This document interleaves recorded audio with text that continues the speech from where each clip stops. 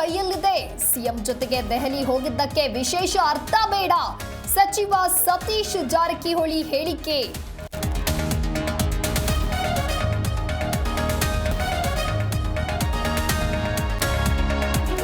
ವಾರದೊಳಗೆ ನೂತನ ಬಿಜೆಪಿ ಅಧ್ಯಕ್ಷರ ನೇಮಕ. ಎಲ್ಲರ ಜೊತೆಗೆ ಚರ್ಚಿಸಿರುವ ಬಿಜೆಪಿ ಲೀಡರ್ಸ್. ಅಸಮಾಧಾನಕ್ಕೂ ಮದ್ದು ಅರೆದ ಹೈಕಮಾಂಡ್.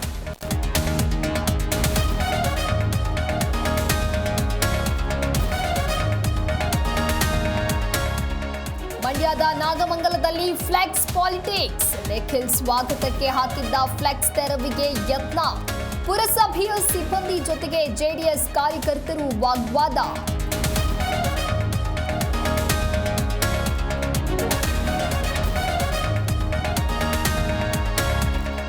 ಒತ್ತುವರಿ ತೆರವಿನ ಜಾಗದಲ್ಲಿ ನೂರಾರು ಗಿಡ.